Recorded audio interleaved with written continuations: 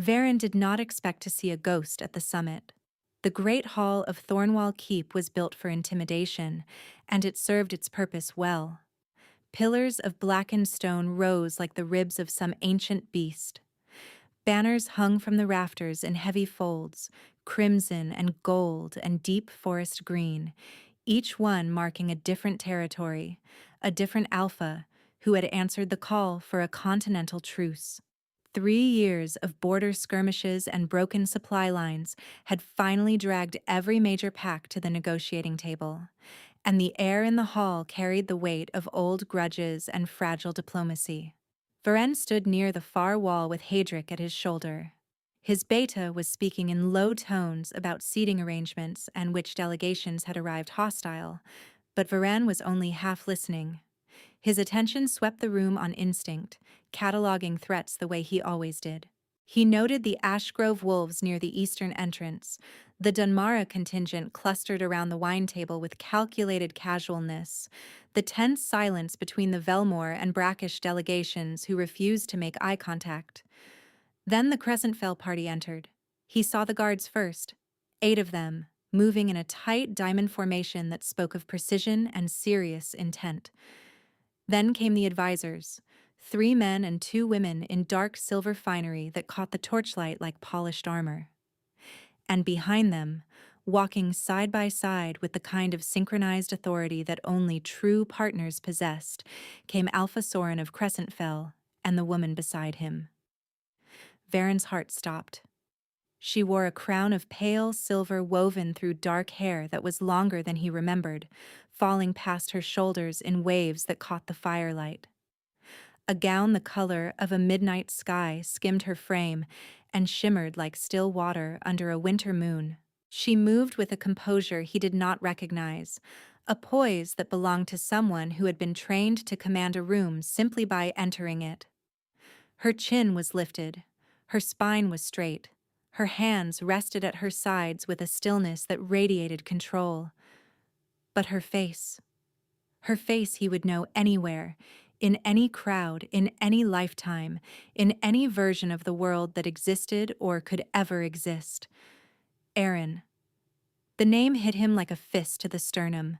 His lungs seized.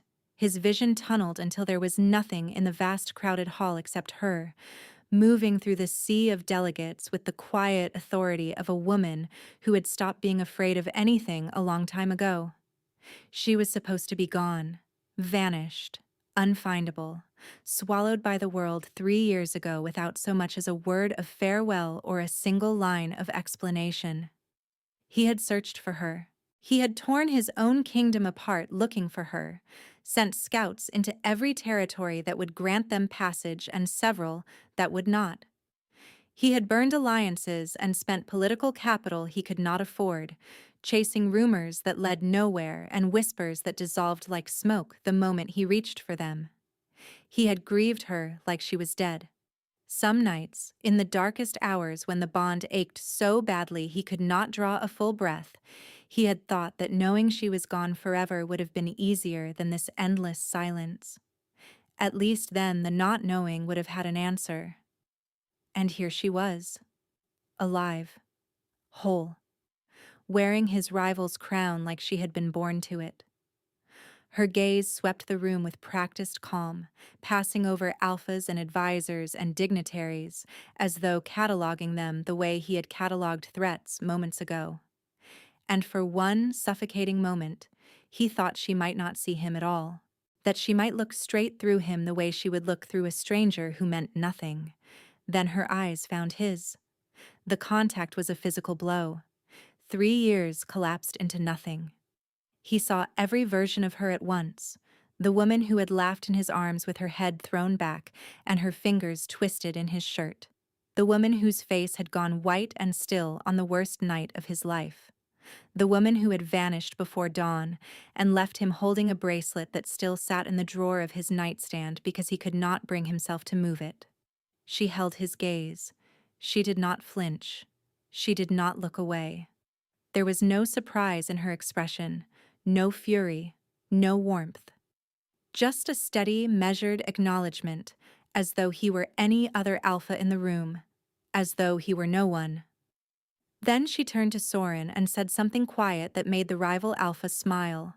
His hand settled on the small of her back, proprietary and familiar, and Varen watched those fingers rest against the dark fabric of her gown in the exact place where his own hand used to rest. Something cracked open in his chest that he had spent every day since her disappearance trying to seal shut. Hadrick's hand closed around his arm, firm and grounding. "Breathe," his beta murmured. "The entire room is watching you, and half of them are hoping you do something foolish." Varen breathed. It tasted like ash. Aaron had always known that loving Varen was a dangerous thing. Not because he was cruel. He was the opposite of cruel in the ways that mattered. The private ways that no one outside his inner circle ever witnessed. The way he remembered small things she mentioned in passing and acted on them without acknowledgement, as if kindness were something to be delivered quietly and never discussed. The way his hand found the small of her back in crowded rooms, not possessively but protectively, a reassurance that said, "I know you are here, and I am glad." She had been his healer first, a field medic pulled from the front lines of the Galrath campaign and assigned to the Alpha's personal guard after she had stitched a wound in his side that 3 senior physicians had deemed untreatable. The wound had been deep and dangerous, a blade driven between his ribs during the final assault. The physicians had wanted to pack it and pray to whatever gods still listened. Aaron had looked at the wound, looked at the king, and said, "This is going to hurt considerably more than it already does, and I need you to hold still." He had held still. He had watched her work with those dark gray eyes, tracking every movement of her hands, and he had not made a sound. Not even when she cleaned the wound with a precision that made the attending physicians wince. Not even when she applied an antiseptic compound of her own design that should have made any man scream. Afterward, when his breathing had steadied and the color had returned to his face, he had looked at her and said, "You are either the bravest healer I have met or the most reckless." "Frequently both," she had replied, already cleaning her instruments. The corner of his mouth had twitched. It was the first time she had made him almost smile, and she had carried the memory of it for weeks, like something precious she was afraid to hold too tightly. Things shifted after that. Slowly at first, then with a momentum that felt less like falling and more like being pulled by a current too strong to resist. She became his personal healer, then his confidant during the long nights when the weight of the crown pressed too heavily for sleep. Then something far more complicated and far more dangerous than either of those roles allowed.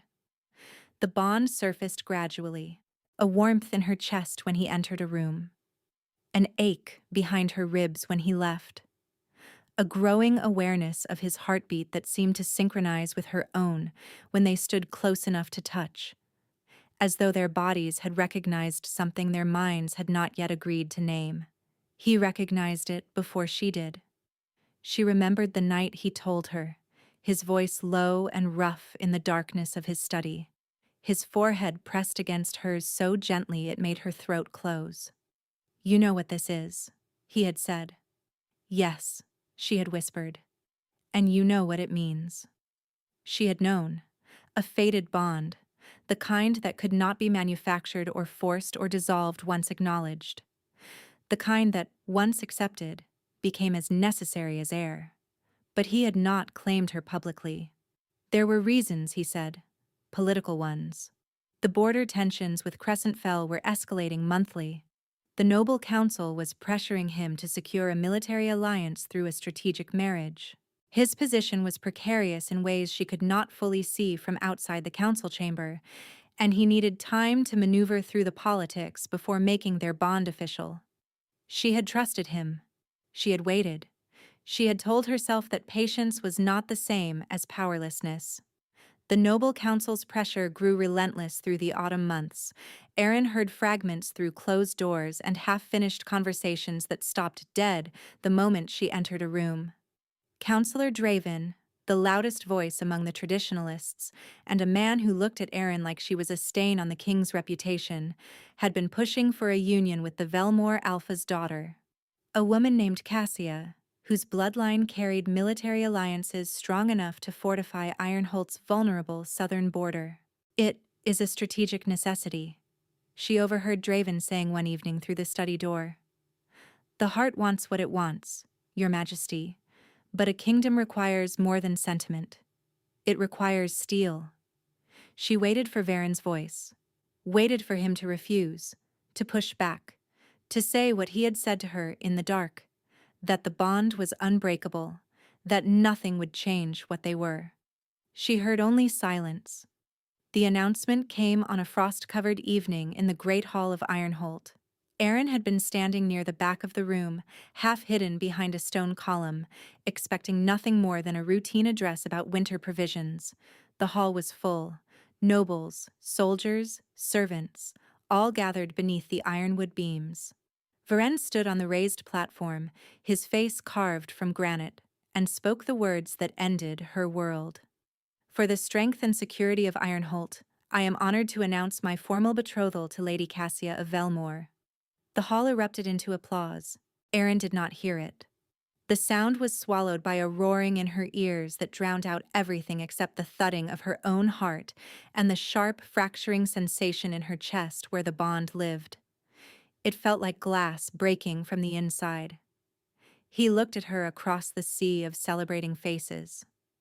His expression was controlled, but his eyes were filled with something raw and desperate that she could not bear to interpret. Because interpreting it would mean he still loved her. And if he still loved her and did this anyway, then that was worse. That was so much worse than being discarded. Something died in her that night. She felt it go, not with a scream, but with a whisper. A quiet extinguishing, like a candle flame pressed between two fingers until there was nothing left but smoke. She turned and walked out of the hall. No one noticed. She was, after all, just the healer. Varen came to her room that night. She had expected him to. Her body was rigid on the edge of her bed, hands folded so tightly her knuckles had gone white, every muscle braced against what was coming. The knock landed after midnight. 2 sharp raps, then silence. His knock. She would know it anywhere. She opened the door and he stood there with his crown removed and his composure fractured. His hair was disordered, his collar loosened, and he looked like a man who had swallowed something that was tearing him apart from the inside. "Let me explain," he said. His voice was wrecked. Erin stepped aside. She closed the door and leaned against it, arms crossed over her chest like armor she did not actually possess. His scent filled the room, pine and iron and something warm beneath, and her wolf pressed forward at his nearness, desperate and aching. She pushed it down so hard her vision blurred. He told her everything. The council's ultimatum, the intelligence showing Crescent Fell massing troops along the northern pass, the Velmore alliance that would give Ironholt enough military strength to deter an invasion that could cost thousands of lives. He told her Cassia meant nothing, that the betrothal was a political instrument, a piece of paper backed by soldiers. "I will still be yours," he said, and his voice cracked on the last word. "This changes nothing between us." Erin listened to every word. When he finished, the silence felt like the silence after a door has been locked from the wrong side. "You announced your betrothal to another woman in front of your entire kingdom," she said quietly. "In front of me. Without warning. There was no time." "There is always time for the truth, Varen." His jaw clenched. "I am trying to protect my people." "And what am I?" The words came out raw and aching. "What have I been to you this entire time? Because from where I was standing tonight, I looked an awful lot like something you were willing to hide." The silence that followed was devastating. Not because he did not answer, but because the answer took too long. 1 heartbeat, 2, 3, 4. Each one a hammer blow against the fractures in her chest. "You are everything to me," he said finally. You have always known that. Then why didn't the room know it? He reached for her. She stepped back. His hand hung in the empty air between them, and she watched something shatter behind his eyes. You chose your kingdom, she said, her voice terrifyingly steady because the part of her that could fall apart had already gone quiet. I understand why, but you made that choice without me. You decided what I could bear without asking. And now you are asking me to live in the shadow of it, to be your secret while another woman wears your name. It will not be forever. How long? He did not answer. How long, Varen? I do not know, he admitted, and the honesty was worse than a lie. Erin pressed her lips together until they went numb. Her eyes burned, but she would not cry, not in front of him. Then I think you should go, she said. Erin, please. Go, she repeated, softer now, almost gentle. Because if you stay, I will forgive you. And I cannot afford to forgive this. Not if I want to survive it. He left. The door closed with a sound far too quiet for something so final. Erin sat on the edge of her bed for a long time after that. She did not cry. She did not sleep. She sat in the dark and felt the bond pulsing in her chest, warm and alive and tethered to a man who had just proven that love, no matter how deep, no matter how faded, could still be ranked below strategy on a list of priorities. She packed one bag. She moved through the room methodically, taking only what belonged to her from before him. She left behind every gift, every trace of their shared life. No jewelry, no furs, no books from his library that she had dog-eared and left scattered on his nightstand during the nights she had spent in his chambers. The bracelet was last. A thin band of silver with a single moonstone that he had clasped around her wrist on the night they first acknowledged the bond. His fingers had trembled doing it. She remembered that. She remembered thinking she had never seen a king's hand shake before. She unfastened it and placed it on the pillow where his head would never rest beside hers again. A goodbye that said everything a letter could not. She wrote no note. There was nothing left to say. Before dawn, while the castle slept and the guards rotated at the eastern gate, Erin walked out of Ironholt with one bag over her shoulder and the bitter cold of a winter morning pressing against her face. She did not look back. If she looked back, she would stop. And if she stopped, she would stay. And if she stayed, she would disappear in a different way. Slowly, quietly, one compromise at a time, until there was nothing left of the woman she had been. Varen found the bracelet at first light. He stood in her empty room with the silver band resting in his open palm and felt the bond stretch taut across a distance that was growing wider with every passing second, pulling at something behind his ribs like a hook set too deep to remove without tearing. He sent riders within the hour. Then scouts. Then his best trackers with orders that left no room for failure. Days collapsed into weeks. Weeks bled into months. Every lead dissolved at the border. Every trail went cold in the same stretch of unclaimed forest, as if she had walked into the trees and the world had simply closed behind her. Haedric found him one evening in her empty room. The room had not been touched. Her scent had faded weeks ago, but Varen sat on the stripped bed with the bracelet turning between his fingers, wearing the expression of a man who had lost something he did not have the right to grieve because he was the one who had thrown it away. She does not want to be found, his beta said gently from the doorway. Varen said nothing, but he did not stop searching. He searched for 3 years.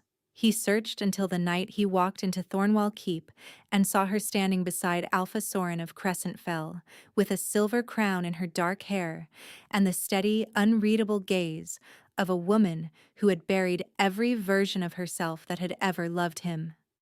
Erin had not planned to become a queen. She had planned to disappear. The first weeks after leaving Ironholt were a blur of cold roads and colder nights. She had walked east without a destination, moving through unclaimed territory on instinct, sleeping in hollow trees and abandoned shepherds' huts with her bag clutched to her chest and her wolf curled tight inside her like a fist. The bond pulled at her constantly, a dull, persistent ache behind her ribs that whispered, "Turn around, go back, go home." She ignored it the way she ignored the cold, by refusing to stop moving. She crossed into Crescent Fell territory on the 9th day, half-starved and running a fever from a wound on her ankle that had gone septic.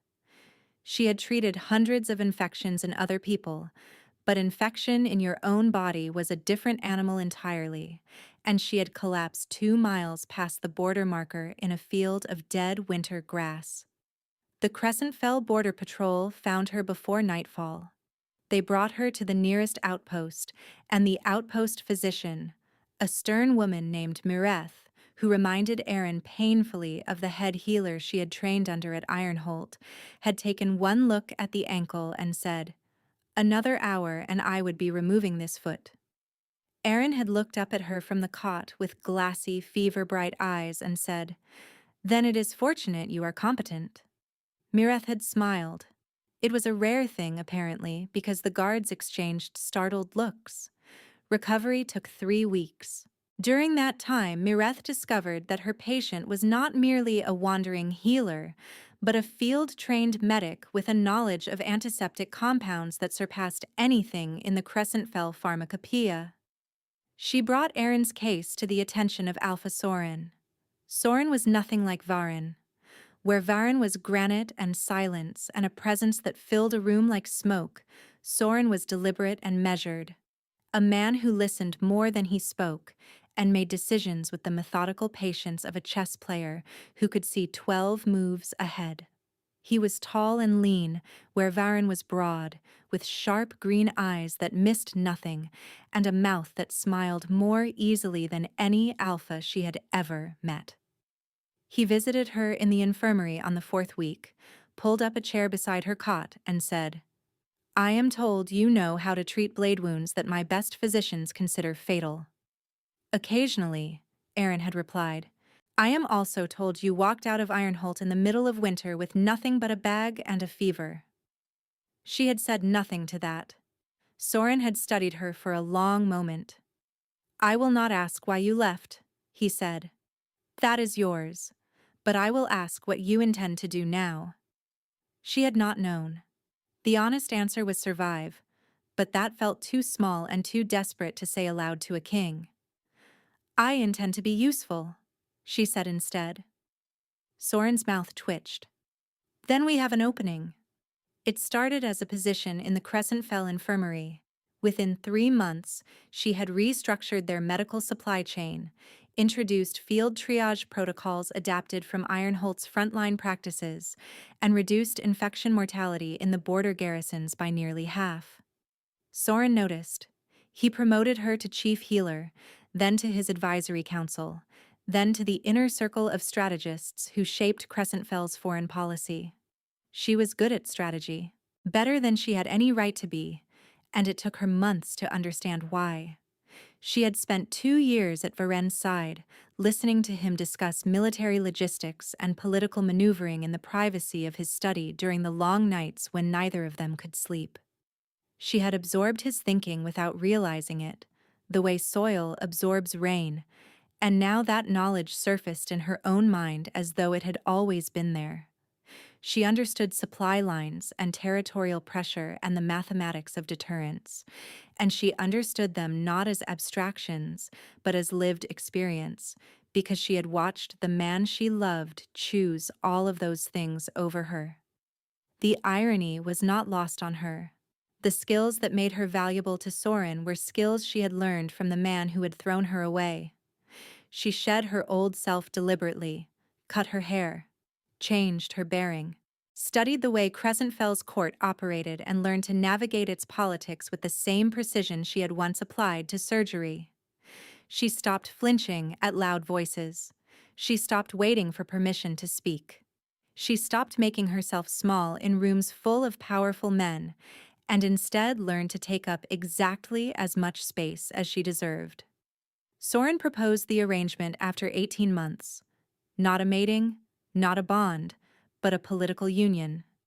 He needed a queen with intelligence, composure, and no existing loyalties to the noble houses that were constantly vying for influence within his court. She was an outsider, which made her immune to faction politics. She was brilliant, which made her indispensable. And she carried herself with the steady composure of someone who had already survived the worst thing that could happen to her. "I will not pretend this is romance," Soren had told her, his tone measured and honest. "I respect you. I trust you. And I believe we can build something that serves both of us and this kingdom." Erin had looked at him for a long time. She thought about the bond still pulsing faintly in her chest like a scar that would not fully close. She thought about the bracelet on the pillow and the man she had left holding it. She thought about what it meant to be chosen openly, deliberately, without shame or secrecy or conditions. "Yes," she said. The crown felt strange at first, heavy in a way that had nothing to do with the silver.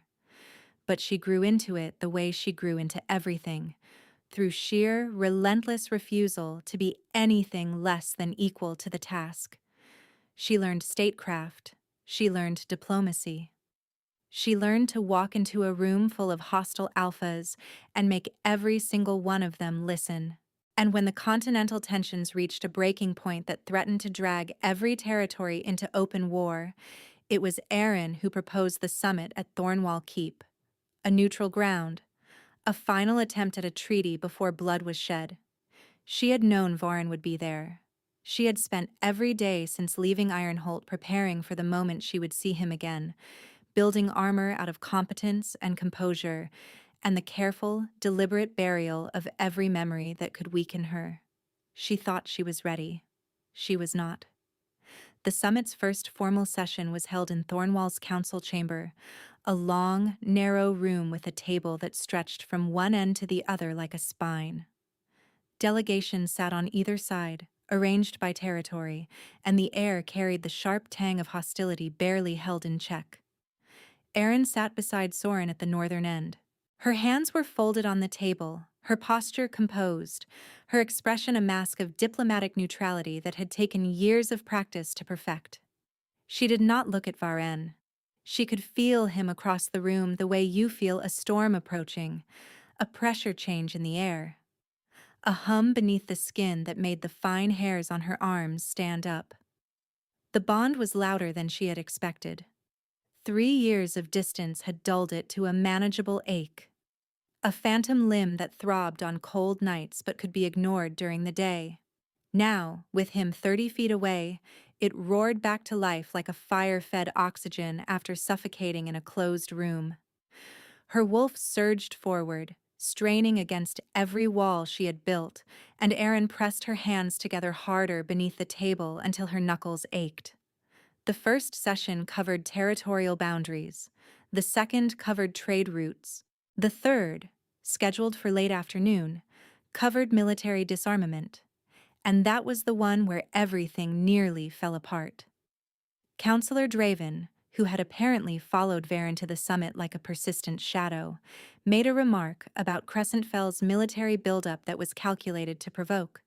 Soren responded with measured calm, but beneath his composure, Erin could see the tension in his jaw. She placed a hand on Soren's arm, a subtle gesture that said, "Let me handle this," and leaned forward. "Councillor Draven," she said, her voice cutting through the murmur of the room with surgical precision.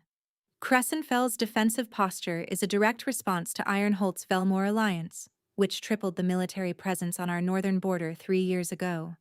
If we are discussing provocations, perhaps we should begin at the beginning."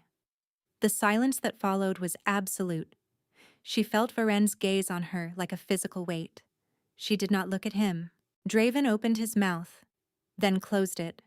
Soren's hand found hers beneath the table and squeezed once, brief and grateful. The session ended without resolution, and the delegates filtered out in tense clusters. Erin remained behind to gather her notes, her movements unhurried and deliberate. The room emptied around her. She knew he was still there before she looked up. She could feel the bond pulling, insistent and aching, drawing her attention toward the far end of the table where Varen stood motionless, watching her. They were alone. "Erin," he said, and the sound of her name in his voice nearly broke every wall she had so carefully built. "Alpha Varen," she replied without looking up from her documents. The formality landed like a blade. She heard his sharp intake of breath. "You proposed this summit," he said. "I did. You knew I would be here. Every alpha on the continent is here. You are not special in that regard." The silence that followed hummed with everything neither of them was saying. She could hear him breathing, could feel his pulse through the bond like a second heartbeat layered beneath her own. Her wolf was clawing at the inside of her chest, desperate to close the distance, and she held it down with every ounce of discipline she possessed. 3 years, he said, and his voice was rough, cracked at the edges.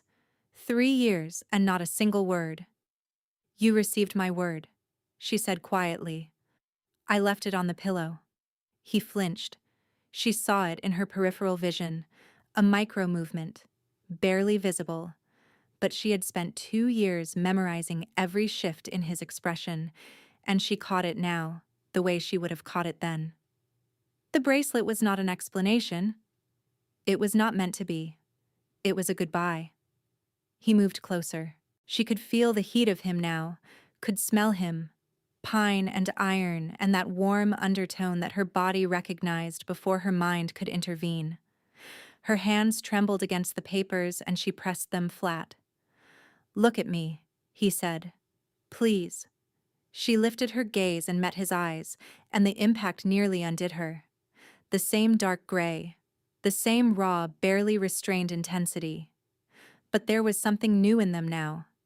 Something she had never seen in all her time at his side. He looked haunted. He looked like a man who had been carrying something too heavy for far too long, and his body was finally giving out beneath the weight. "You look well," he said, and his voice broke on the last word.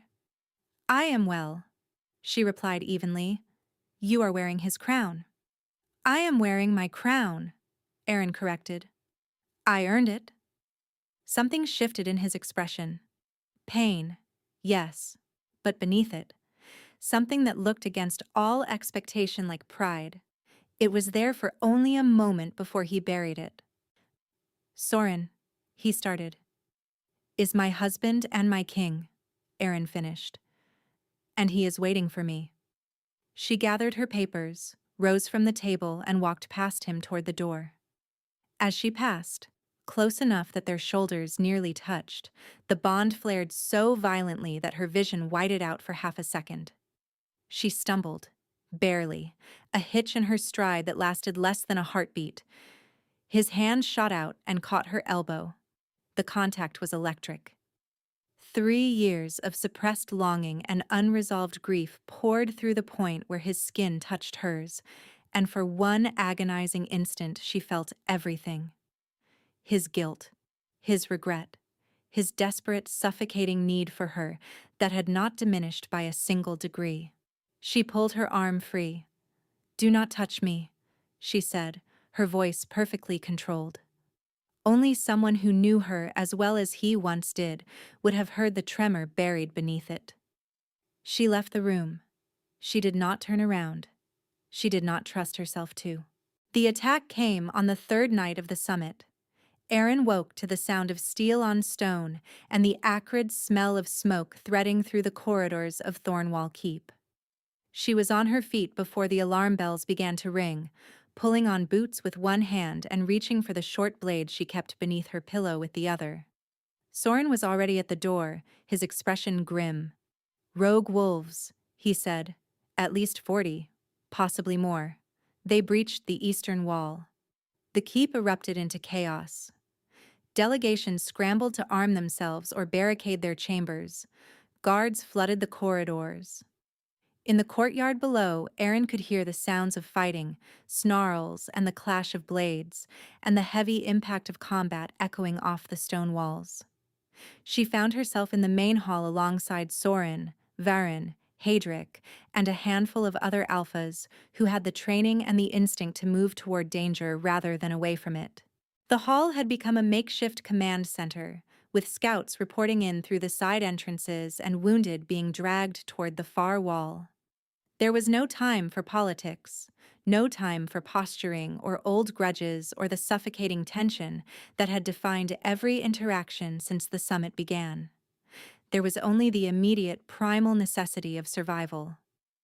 "They are flanking through the servants' corridor," Hadric reported, his voice clipped and urgent. "If they reach the inner chambers, we lose the delegations." Varen moved without hesitation. "I need 6 wolves on the corridor entrance. Soren, can your guards hold the eastern courtyard?" Soren nodded. "Aaron, take the wounded to the cellars. There is a defensible position near the wine stores." "No," Aaron said. Both alphas turned to look at her. "The wounded need a field surgeon, not a cellar. I need light, clean water, and a table.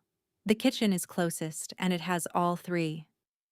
She was already moving, issuing orders to the guards flanking her with the crisp authority of someone who had done this before, who had spent months on Ironholt's front lines stitching soldiers back together while battles raged around her. Varen stared at her. She saw it in the half-second before she turned the corner, the look on his face. Not surprise, but recognition. He was seeing the woman he remembered, the healer who had looked at a fatal wound and said, "Hold still," instead of running. The kitchen became a triage station within minutes. Aaron worked with brutal efficiency, sorting the wounded by severity, barking instructions to the 2 Crescent Fell guards who had basic medical training, using torn tablecloths as bandages when the supplies ran short. She saved 11 people that night, working through the hours until her hands were cramped and her sleeves were stained from the work. At some point, someone brought her water. She drank without stopping. At another point, someone brought her better bandages. She used them without looking up to see who had delivered them. When the fighting was over and the rogue wolves had scattered into the forest, she sat down on the kitchen floor with her back against the wall and let herself breathe. Varen appeared in the doorway. He was marked from the fighting, a shallow cut across his forearm and dark stains on his shirt that probably belonged to someone else. He looked exhausted and wired simultaneously, the way soldiers looked after combat when the adrenaline was still burning, but the body wanted to collapse. He looked at her sitting on the floor in her stained clothes, with her hands hanging between her knees, and something in his expression broke open so completely that she could see every emotion he had been trying to bury since the moment he walked into the summit. 11, he said quietly. She looked up at him. "What? You saved 11 people tonight." She shrugged, though the movement was weary. "It is what I do." "It is who you are," he corrected, and his voice was so soft, so stripped of everything except honest admiration, that she felt the walls she had built around her heart shudder. He crossed the kitchen and sat down on the floor beside her. Not touching, but close.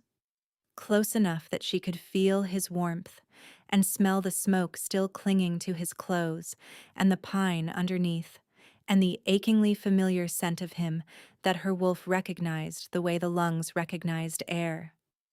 They sat in silence for a long time, the sounds of the keep settling around them, shouts fading, footsteps slowing, the crackle of torches being relit in the corridors. "I never married her," Varen said. Aaron went very still. "Cassia," he continued, staring at the opposite wall. "The betrothal fell apart 6 months after you left. She found her own fated mate, an earl from the western provinces. The council was furious. The Velmore alliance collapsed." The words landed on Aaron like stones dropped from a height, each one heavier than the last. 6 months. The betrothal that had broken her, the political necessity that he had chosen over her, had dissolved 6 months after she had walked away. She had rebuilt her entire life on the wreckage of a sacrifice that turned out to mean nothing. "Why are you telling me this?" she asked, and her voice came out rougher than she intended. "Because you deserve to know that I destroyed the only thing that mattered to me, and the reason I did it did not even survive the spring." The silence between them was enormous. "You should have told me sooner," she whispered. "How?" he asked, turning to look at her. "You vanished. I searched for 3 years, Erin. 3 years. I sent scouts to every territory on this continent. I spent political capital I did not have. I burned alliances. And you were here the entire time, 30 miles from my northern border, wearing a crown." His voice cracked. "You were so close, and I could not find you because you did not want to be found." Erin pressed her hands against her face. The bond was pounding in her chest, louder than her heartbeat, and every cell in her body was screaming at her to close the distance between them. She did not move. "I could not come back," she said finally, her voice muffled behind her hands. "If I came back, I would have forgiven you. And if I forgave you, I would have stayed. And if I stayed as your secret, it would have killed me, Varen. Slowly and quietly, one day at a time." "I know," he said. The two words carried the weight of 3 years of understanding that had come too late.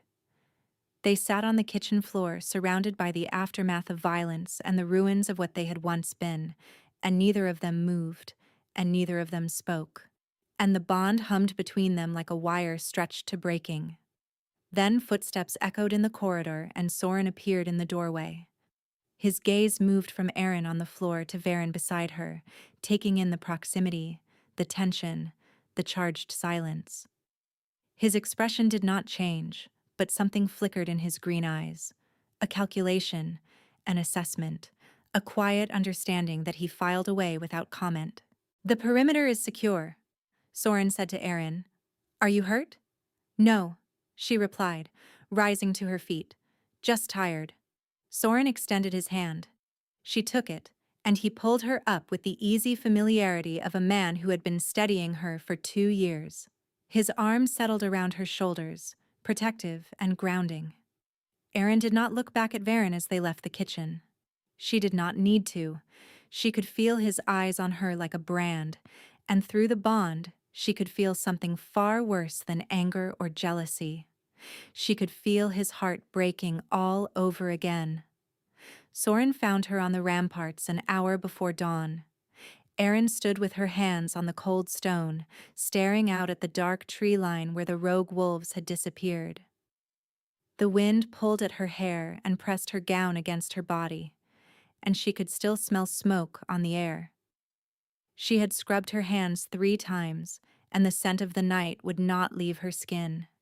She heard his footsteps and knew them immediately. Measured, deliberate, unhurried. The walk of a man who never rushed because he never needed to. "You should sleep," Soren said, stopping beside her. "So should you." He leaned against the parapet, his gaze following hers to the dark horizon. The silence between them was not uncomfortable. It rarely was. That was one of the things she had always appreciated about Soren. He understood that silence could be a kindness rather than an absence. "How long have you known?" Erin asked quietly. Soren did not pretend to misunderstand. "Since the beginning," he said. "Since you collapsed at my border with a fever and a wound that would have killed a woman with less to survive for." Erin closed her eyes. "You never said anything." "What would I have said? You were running from something. I could see the bond pulling at you. The way you winced when you turned west. The way your hand went to your chest when you thought no one was watching. I did not need to know the details to understand the shape of it." "Then why did you offer me a crown?" Soren turned to look at her. In the thin pre-dawn light, his green eyes held none of their usual careful neutrality. Instead, she saw something honest and slightly sad and entirely at peace with itself. "Because you deserved one," he said simply. "Because you walked into my territory half dead and rebuilt yourself into the most formidable woman I have ever known. And I thought that perhaps what you needed was someone who would stand beside you in daylight, rather than hide you in the dark. The words landed like a blade between her ribs, precise and devastating because they were true. She gripped the stone beneath her hands and felt the rough edges press into her palms. Soren, I never lied to you. No, he agreed. You did not lie.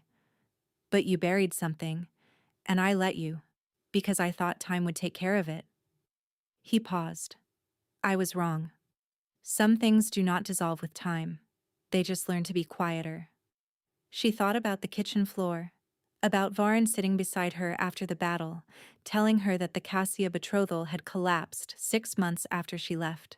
She thought about the way her entire body had leaned toward him without her permission, the way the bond had screamed through her chest like a living thing demanding to be acknowledged.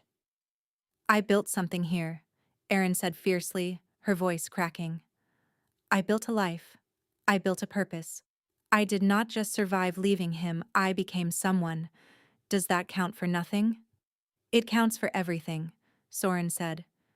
Which is exactly why you owe yourself the truth. Erin's jaw clenched. She could feel tears pressing behind her eyes, hot and insistent, and she fought them down with the same discipline she had used to fight everything for 3 years. I am not the same woman who left Ironholt, she said. No, Soren agreed quietly.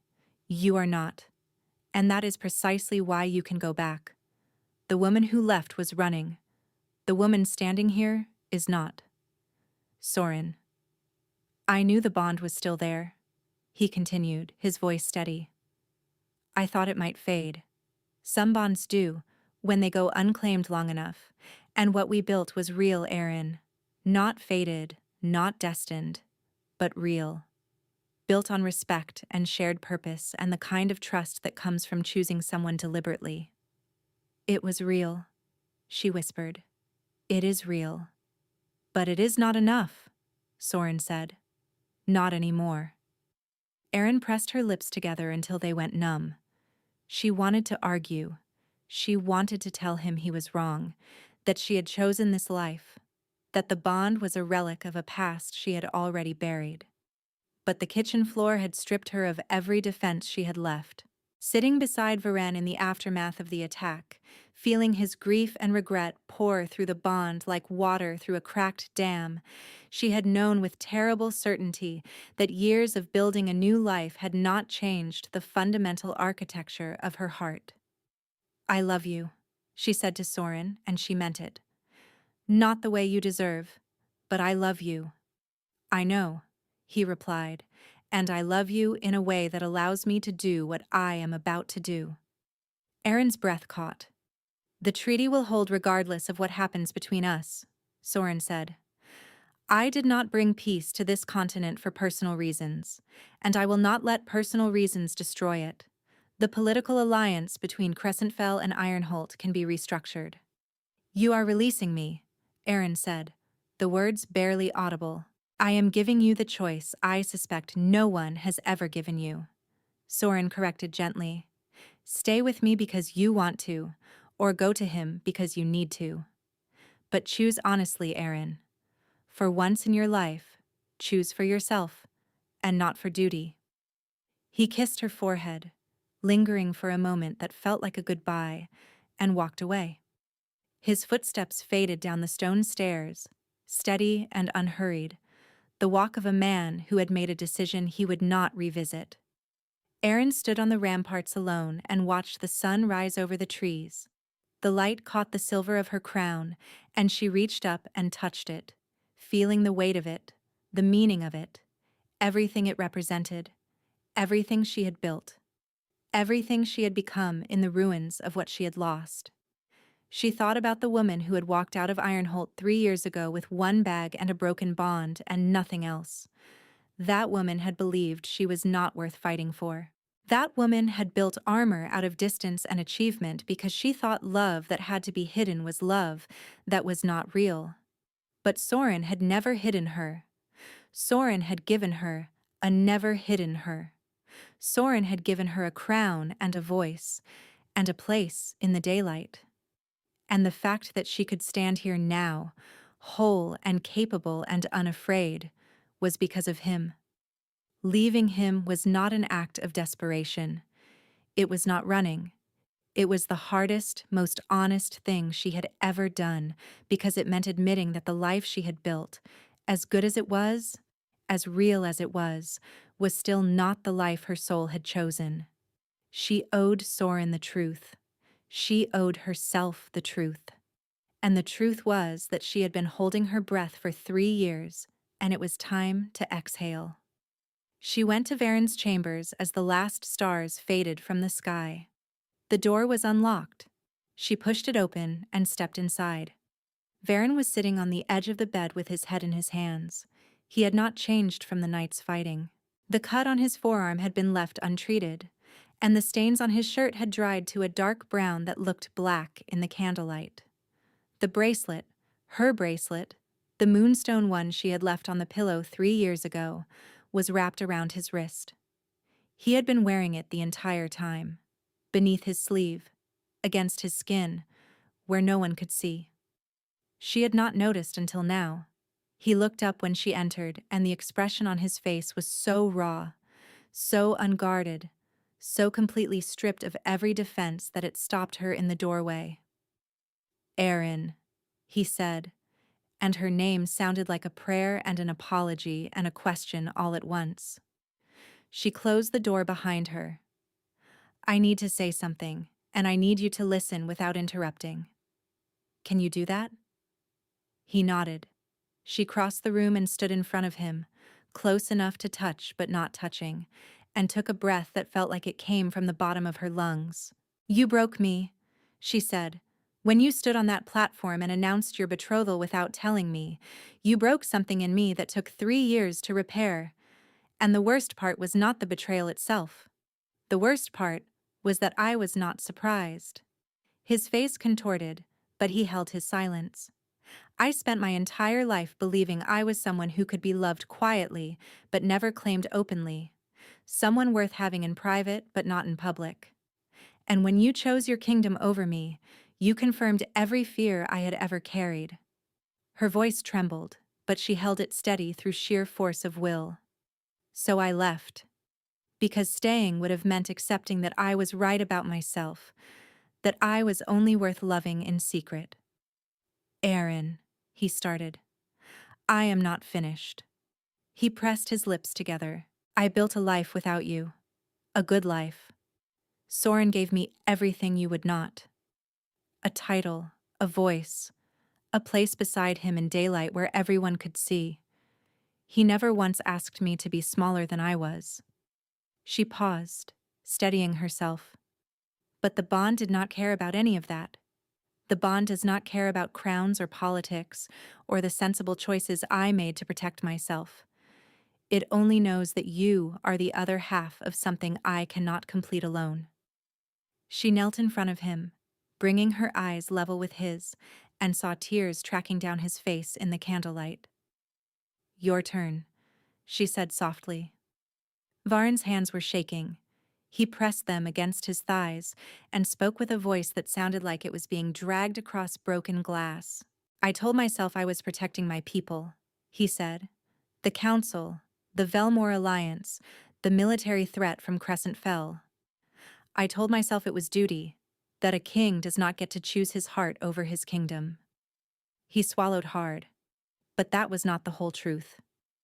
Erin waited. "I was afraid," he confessed, and the word came out like something torn from him by force. "Not of the council, not of the politics. I was afraid of what would happen to you if I claimed you publicly. The noble council would have savaged you. Draven and his faction would have made your life unbearable. You had no bloodline, no title, no political protection. And I was terrified that putting you on that platform beside me would have painted a target on your back that I could not shield you from." His voice broke. "So I chose to lose you myself rather than watch them destroy you. And I told myself it was noble. I told myself I was protecting you. But the truth is, I was a coward, Erin. I was too afraid to fight for you in the open, so I tried to keep you safe in the dark. And you left because the dark was killing you, and you were right to go." The room fell silent except for the sound of his ragged breathing. Aaron reached up and touched his face. His eyes closed at the contact, and a sound escaped his throat that was not quite a word, not quite a sob. Something between surrender and relief that she felt echo through the bond like a bell struck in an empty room. "We made the same mistake," she whispered. "You hid me to protect me. I ran to protect myself. And neither of us fought for what we actually wanted." "I should have fought for you," he said, his voice raw.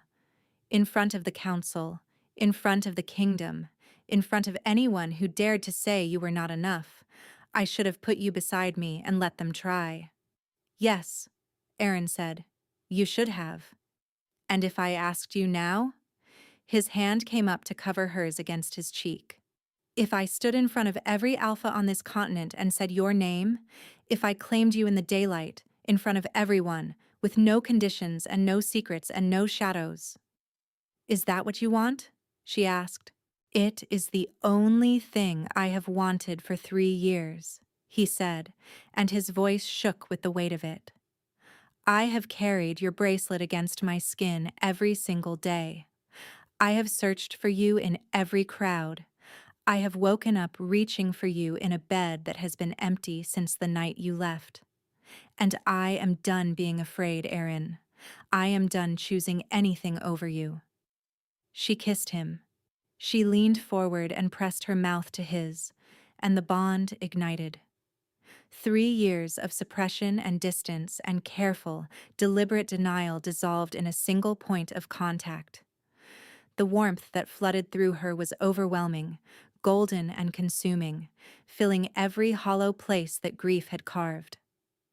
He pulled her up onto the bed, his hands cradling her face, kissing her like she was air and he had been drowning. She could feel his heartbeat hammering against her chest, could feel the bond roaring between them, could feel every wall they had ever built crumbling into dust. "I need to hear you say it," she whispered against his mouth. "Out loud. Where it counts." He pulled back just far enough to look into her eyes. "You are mine," he said, his voice steady now, certain, the voice of a king making the most important declaration of his reign. "And I am yours, and I will never hide that again."